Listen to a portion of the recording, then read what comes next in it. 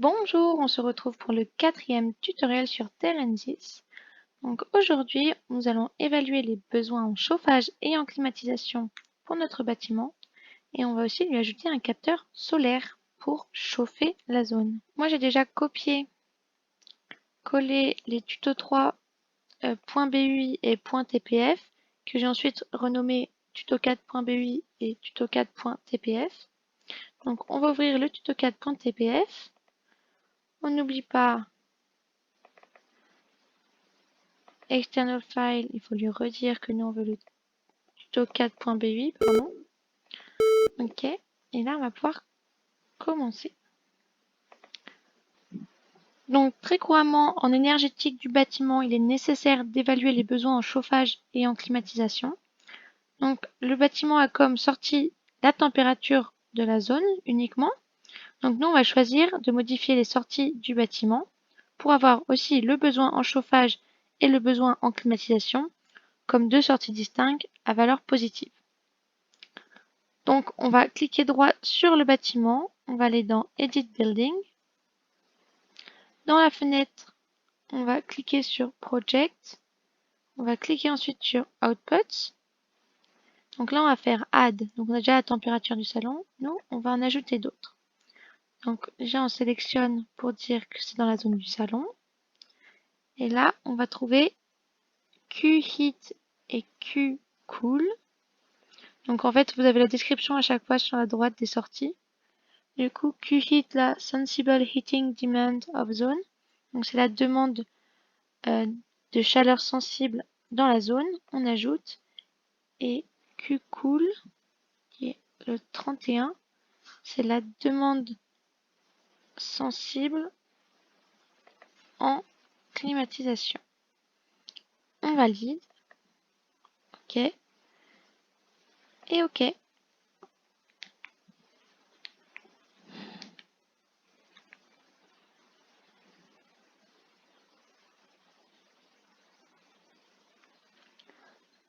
Maintenant, on sauvegarde. On ferme TRN Build. Et là, maintenant, très important, dès qu'on change les entrées ou les sorties dans TRN Build, il faut cliquer droit sur le bâtiment, puis cliquer sur Update Building Variable List. Donc ça va mettre à jour les variables d'entrée et de sortie du bâtiment. Maintenant, on va tracer cette demande en chauffage et en climatisation. Donc on va double-cliquer sur le traceur pour modifier ici. Donc on va mettre les puissances à droite. Donc on aura deux variables sur l'axe de droite. Donc là, on a les températures qui vont de moins 30 à 80. On pourrait modifier parce que c'est un peu grand quand même. Et là, on va mettre 20 000 pour la demande. L'unité sera des kilojoules par heure. Ensuite, on va dans les inputs. On va les appeler T salon, Q chauffe et Q clim. Ensuite, on va dans Special Cards. Température en degrés Celsius, on laisse pour l'axe de gauche. L'axe de droite, on va l'appeler demande thermique en kilojoules par heure. Ici, on va pas nommer ça température, mais salon, tout simplement. On ferme. Maintenant, on va faire la connexion entre les deux. On relie Q-Heat à la première variable de droite, Q-Cool à la deuxième variable de l'axe de droite. Et maintenant, on peut lancer la simulation.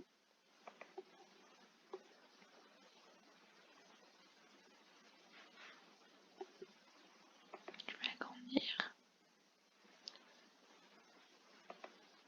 On a bien la température avec des valeurs qu'on peut lire sur la gauche. On a la demande thermique sur la droite. Donc là, on voit qu'on pourrait réduire l'échelle 20 000 kJ par heure. C'était peut-être un peu beaucoup. Maintenant, on va fermer cette fenêtre. Et on va passer à l'ajout d'un capteur solaire. Plusieurs capteurs solaires sont disponibles dans la bibliothèque des types dans Solar Thermal Collectors. Donc dans la documentation de TRN10, le document Multi-Zone Building livre la description des différents capteurs solaires. N'hésitez pas à chercher sur internet ce document, comme je vous avais expliqué dans le tutoriel 2. Donc nous, on va utiliser le capteur solaire thermique qui utilise un modèle quadratique comme moyen de chauffage. Donc c'est Quadratic Efficiency Collector. On va prendre le Second Order Incidence Angle Modifiers et on va utiliser le type 1B. On l'ajoute sur notre schéma. On double-clique dessus. Dans les paramètres, il est possible de définir l'aire du panneau solaire. Donc nous, on va mettre 4 mètres carrés. La capacité thermique du fluide peut être précisée à cet endroit, ainsi que de nombreux autres paramètres spécifiques à un panneau solaire, mais on ne va pas y toucher. Dans l'onglet Input, il est possible de renseigner la température d'entrée du fluide, le débit d'entrée, la température de l'environnement dans lequel est placé le panneau solaire pour calculer les pertes thermiques, donc souvent c'est l'extérieur, le rayonnement incident, les rayonnements totaux et diffus sur l'horizontale, la réflectance du sol, l'angle d'incidence du rayonnement sur le panneau et finalement la pente du collecteur par rapport à l'horizontale. Pour la température du fluide entrant dans le panneau solaire, nous supposerons qu'il entre à la température du salon avec un débit de 60 kg par heure. Donc ici, on va remplir 60 kg par heure. On ferme. On crée une connexion qui va du bâtiment jusqu'au capteur solaire pour pouvoir renseigner que la température du salon est égale à la température d'entrée du capteur solaire, comme on l'a supposé. La température ambiante, elle vaut la température extérieure, et donc on doit relier les données météo au collecteur.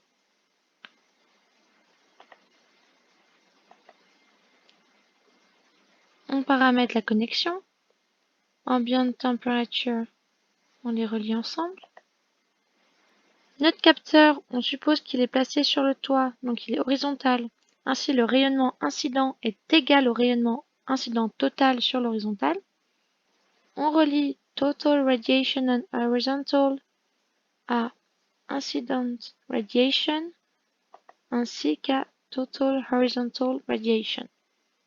Ça, c'est bien parce qu'on a un capteur qui est horizontal. Sinon, le rayonnement incident serait différent. Ensuite, on doit relier le rayonnement diffus sur l'horizontale jusqu'au capteur. On doit aussi relier l'angle d'incidence sur l'horizontale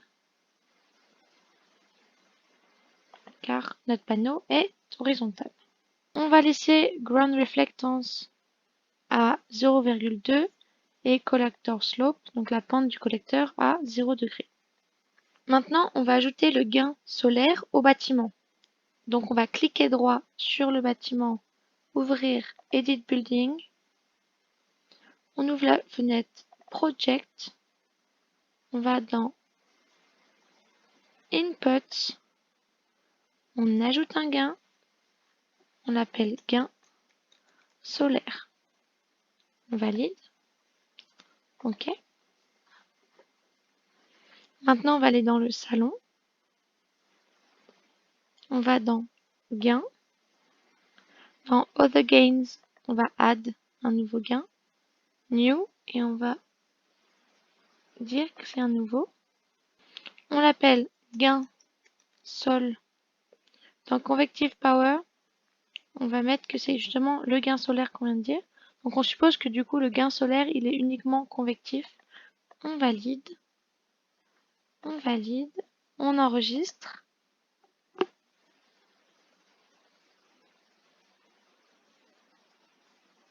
On ferme TRN Build. On n'oublie pas une fois de plus Update Building Variable List. Et maintenant on va pouvoir relier, créer une connexion qui va cette fois-ci du capteur au bâtiment pour dire que Useful Energy Gain est relié au gain solaire qui va chauffer la pièce par convection. On lance la simulation. Et là, on a nos nouvelles demandes en chauffage et en climatisation.